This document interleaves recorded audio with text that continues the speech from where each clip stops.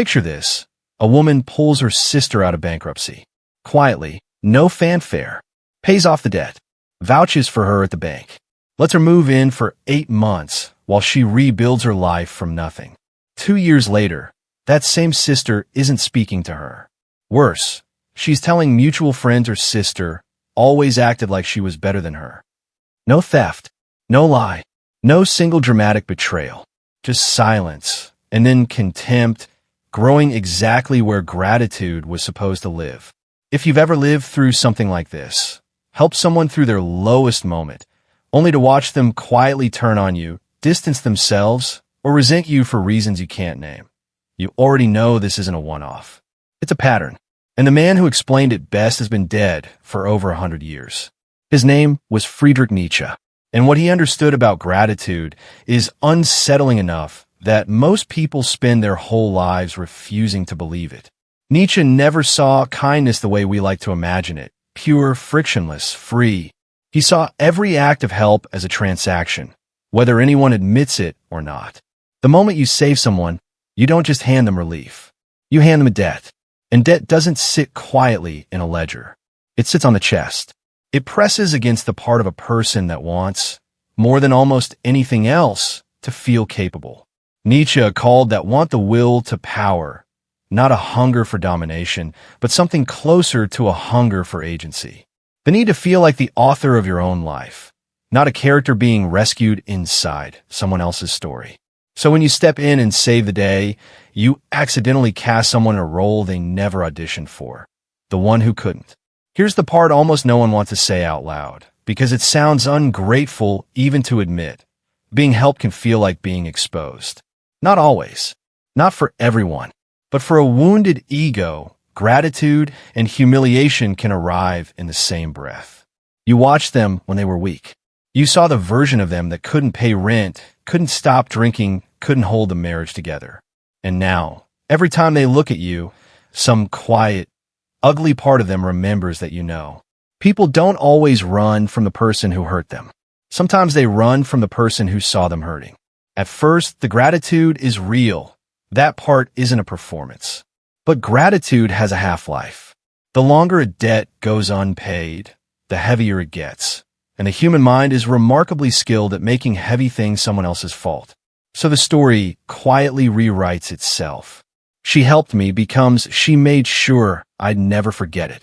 He saved my business becomes he's always held that over me, even if he's never once mentioned it. The debt didn't grow because you reminded them. It grew because they couldn't repay it. And unpaid debts curdle into resentment faster than almost any other emotion we carry. Every relationship has a balance, invisible but real. And every time you give time, money, energy a way out, you tip that balance. You become the one with the power to save. They become the one who needs saving. You may never have asked for the pedestal. They may never have agreed to the floor.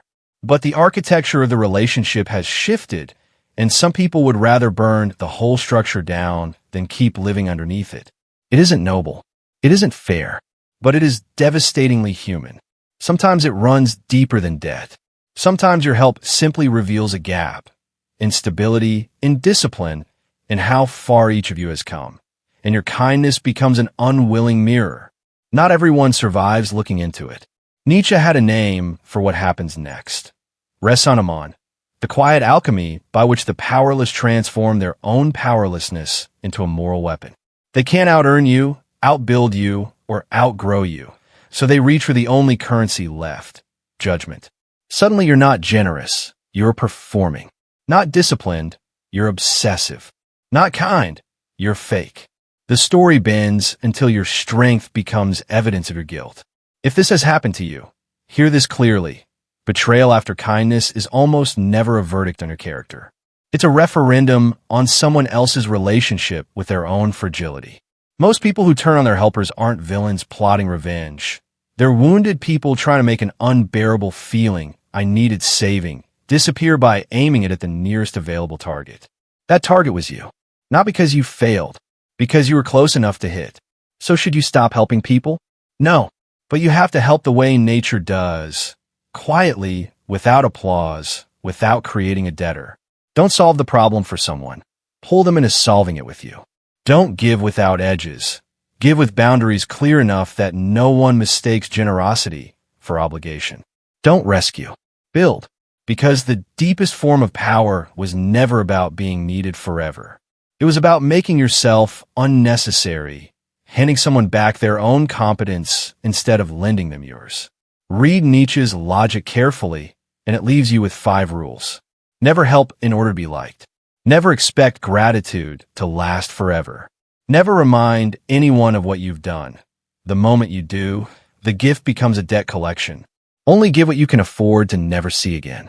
Never give so much that you tilt the relationship off its axis. That isn't coldness. It's maturity. Real generosity means giving freely and then releasing your grip on what the other person does with it, even when what they do with it is wrong. Here's the truth this whole story circles back to. Strong people receive help and feel gratitude. Wounded people receive help and feel exposed. It isn't a universal law, but it's a pattern reliable enough to spare you years of confusion and self-blame. So the next time you help someone, remember what helping actually is and what it isn't. Helping isn't saving. Loving isn't disappearing into someone else's life.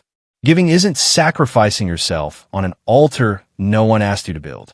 And sometimes, the most generous thing you can do for another person is the hardest one, stepping back and letting them learn how to save themselves.